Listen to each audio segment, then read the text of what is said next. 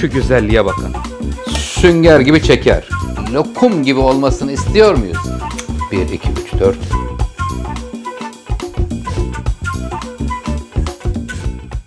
Merhaba sevgili seyirciler, kanalıma, mutfağıma hoş geldiniz, sefalar getirdiniz. Oktay Usta bugün sizler için revani tatlısı hazırlayacak. Sizlerden istek geldi yorumlarda, Oktay Usta biz revani tatlısı istiyoruz dediniz. Revani tatlısı çok önemli bir tatlı olup her mevsim yenilen, şerbetli, yoğun şerbetli bir tatlıdır. Yumuşak, sünger gibidir.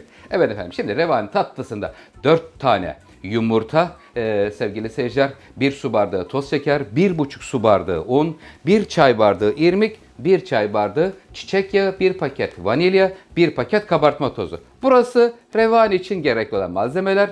Hemen şerbetine gelelim. Şerbetinde ise 4 su bardağı toz şeker, 1 dilim limon, 4,5 su bardağı da suyumuz olacak. Hemen suyu koyalım. Şerbetimizle başlayalım.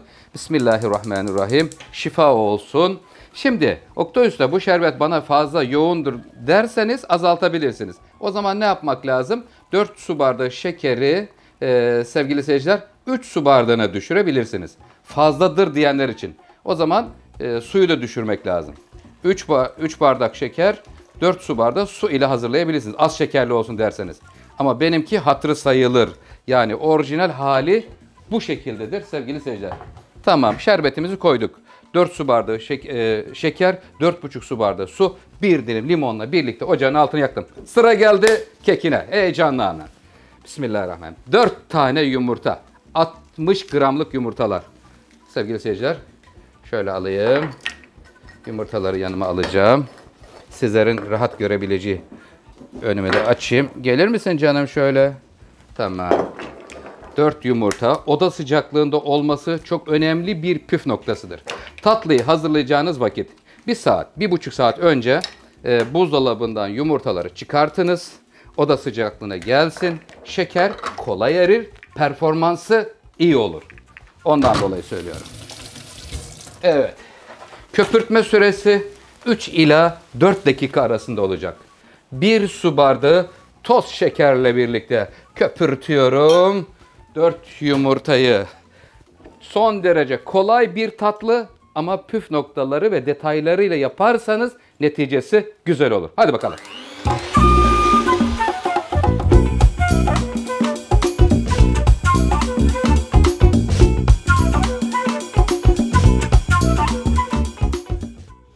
Tamamdır. Evet sevgili seyirciler, saatime bakıyorum.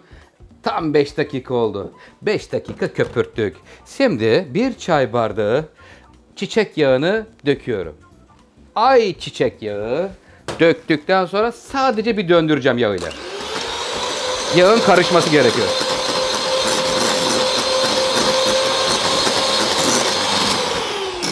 Buradan sonra daha da gürültü çıkartmam. Hemen mikserimi ayırıyorum.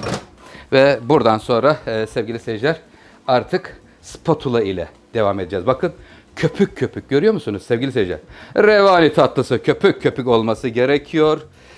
Efendim hemen şerbete bakıyorum. Şerbet de kaynamaya başlamış. Sevgili seyirciler şimdi buraya irmiği döküyorum öncelikle. İrmiği verdim. 1 çay bardağı irmik. 1,5 su bardağı un. Bardak ölçümüz nedir? Sevgili seyirciler 200 mililitre. Klasik her evde bulunan bardak ile hazırlıyorum. Burada un ve kabartma tozunu eledim. Eledikten sonra şöyle güzel sevgiyle karıştırıyorum. Bakın köpük köpük görüyor musunuz sevgili seyirciler? Ya Rabbi yiyenlere şifa olsun. Revani tatlısı. Efendim Ramazan ayında yaz, kış, her mevsim, her zaman yenilebilecek bir tatlıdır. Sevgili seyirciler meyveli olsun isterseniz şerbetin içine bir tane portakal suyu sıkabilirsiniz. Meyve sevenler için söylüyorum. Ben şu anda limon dilimi koydum ama isteyenler bir portakal suyu da sıkabilirsiniz. Güzel olur. Bakın kıvama bakın. Aman ya Rabbi. Akıcı, tahin kıvamında, köpüksü yapısıyla. Güzel. Burası tamamdır. Evet. Bakın son derece kolay sevgili seyirciler. Hiç işimizi zorlaştırmıyor.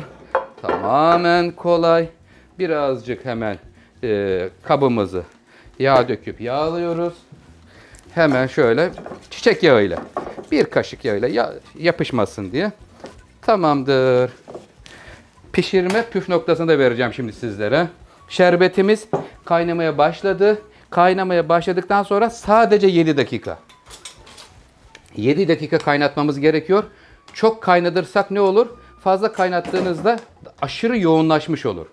Ondan dolayı söylüyorum. Evet efendim, köpük halini sizlerle paylaşıyorum.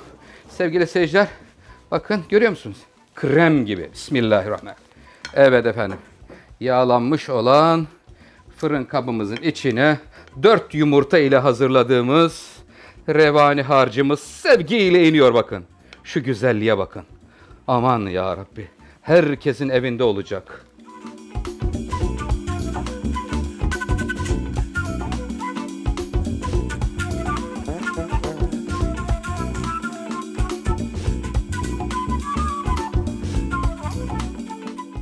Tamam mısın canım? Sevgiyle fırın yolculuğuna çıkıyor. Şerbetimizi 3 dakika sonra kapatıyorum. Soğumaya bırakıyorum. Ve fırın yolculuğu. İyi yolculuklar canım. Sevgiyle gidiyor fırına. Hadi bakalım. Evet. Pişme süresini söylüyorum. 35 ile 40 dakika arasında her fırının performansı farklıdır. Pişiyor. Kontrolümüzü yapıyoruz ama asla kapağını açmıyoruz. Kekiniz söner aksi takdirde. Şimdi sabırla bekleme vakti.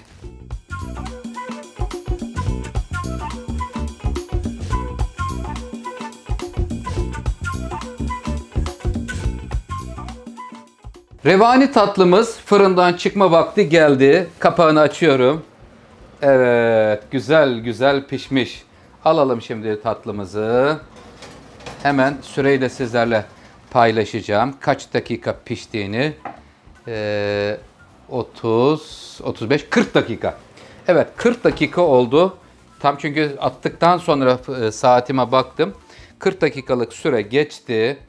Tatlımız şu anda pişmiş durumda. Şerbetimi kontrol ediyorum. Yani şerbet biz daha keki hazırlarken kaynamıştı. Altını kapatmıştık. Bakın tutabiliyorum. Ilık hale gelmiş durumda. Evet, şerbetimiz ılık, tatlımız da ılık olacak. Fırından aldıktan 10 dakika sonra şerbetini verelim. Hemen vermeyelim. 10 dakika sıcaklığı çıksın. Ondan sonra şerbetini veriyoruz ve sevgili seyirciler, diğer detayları az sonra paylaşırım.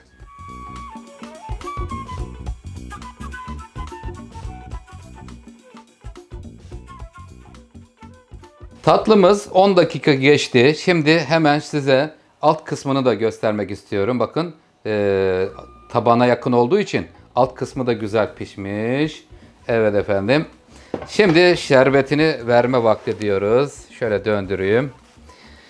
Fırın kabımız 40 santime 26 santim boyunda. Ve şimdi şerbetiyle buluşuyor. Bismillahirrahmanirrahim. Geliyor şerbet. Sünger gibi çeker. Veriyorum. Şerbete doyması gereken bir tatlı.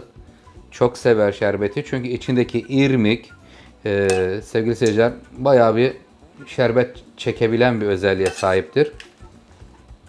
Vereceğiz şöyle bolca.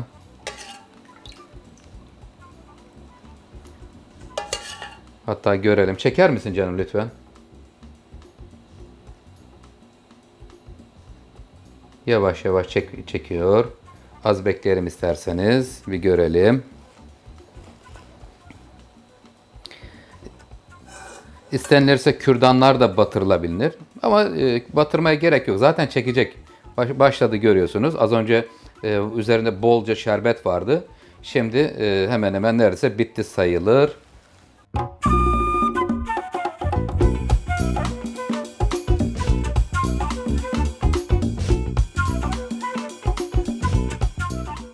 Şimdi tatlının tam böyle lokum gibi olmasını istiyor muyuz? İstersek mutfakta çareler tükenmez diyoruz. Hemen bir plan var. Onu da paylaşmak isterim sevgili seyirciler. Streç film ile şöyle tatlınızı kaç dakika? Bir 5 dakika kadar, bilemediniz 10 dakika kapatırsanız tam bir lokum kıvamında çıkar.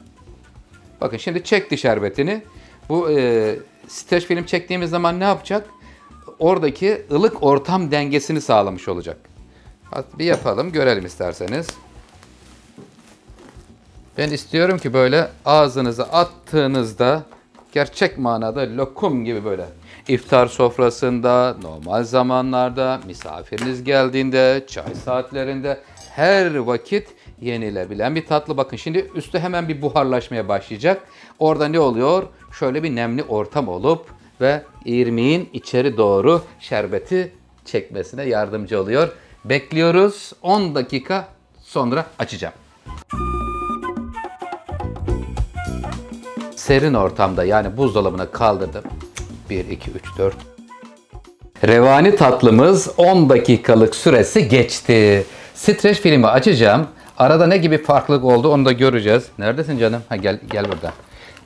Sevgili seyirciler, şimdi tatlımız o nemlenme sırasında yukarıya doğru bir yükselmeye başladı. Bakın ne kadar aşağıdaydı. Şimdi kocaman bir tatlı oldu. Şişti yukarıya doğru. Şişmeye de daha da devam edecek. Çünkü irmik şerbeti çektikçe tatlı genişliyor. Bereketleniyor inşallah. Evet, şimdi buradan sonra yapacağımız işlem oda sıcaklığında bir şöyle 2 saat kadar bekleyecek, demlenecek. Sonra da dilimlere kesip servis vakti diyeceğiz efendim. Bizden ayrılmayın. Serin ortamda yani buzdolabına kaldırdım. 1, 2, 3, 4 pırıl pırıl çıktılar. Revani tatlımız 2 saat oda sıcaklığında bekledikten sonra serin ortamda yani buzdolabına kaldırdım. 1 saat 2 saatte orada bekledi. Üzerini kapattım. Sevgili seyirciler, şimdi dilimliyorum. Bismillahirrahmanirrahim. Önce uzunlamasını 3'e keseceğim. Dengeli bir şekilde kesiyoruz. Dilimlerin biraz büyük olmasını istiyorum. 15'e bölmek istiyorum revani tatlımızı. Hemen şöyle 1, 2, 3, biraz daha küçük kesersem denk gelir. Tamam. Şöyle keseceğim o zaman. 15 porsiyon çıktı revani tatlımızdan. Şimdi 1, 2, 3, 4, 5. Tamam. Şuradakiler maşallah şuradakiler bayağı büyük oldu sevgili seyirciler. Olsun. Onlar kimin kısmeti varsa ona gidecek demek ki. Şuradan bir çıkartayım. Gel bakalım canım. Sevgiyle gel bize doğru. Evet efendim, şu anda revani tatlımız servise alınıyor. Birinci dilim biraz zor çıkar ama sonrakiler çok güzel çıkarlar sevgili seyirciler. Bakın pırıl pırıl çıktılar. Evet efendim, şimdi Oktay Usta sizler için güzel şöyle iftar sofralarında yenilecek revani tatlısı hazırladım. İnşallah herkese şifa olur. Sevgili seyirciler, üzerine güzel şöyle birer dilim dondurma koyacağım. Dondurma olur, kaymak olur. Bunlar olabilecek olanları sizlerle paylaşıyorum. Kaymak ya da dondurma çok güzel sevgili seyirciler. Hele dondurma serin serin ayrı bir güzel oluyor. Allah herkesin evine bolluk bereket versin. Şimdi şuraya dondurmanın üzerine biraz fıstık serpiyorum. Şuradakine de geleceğim şimdi. Güzel. Fıstık olur, ceviz olur ve buranın üzerine hemen meyve olarak frambuaz koyuyorum. Frambuaz, çilek, mevsime göre ben bunları dondurucudan çıkarttım. Ama taze çilek de koyabilirsiniz. Doğranmış, minik küp doğranmış çilekler koyabilirsiniz sevgili seyirciler. Evet efendim, Oktay Usta sizler için revani tatlısını hazırladı. Allah oruçlarınızı kabul etsin sevgili seyirciler. Şu ana kadar kanalıma abone olmayan dostlarımız varsa bu konuda bize destek olursanız sevinirim. Ben elimden geldiğince sizlere tatları, lezzetleri hazırlamaya çalışıyorum. Sizler beğenip, like atıp, dostlarınıza paylaşıp abone olursanız bize destek vermiş olursunuz. Allah sizden razı olsun. Kendinize iyi bakın. Rabbim oruçlarınızı kabul etsin. Hoşça kalın, sağlıklı kalın.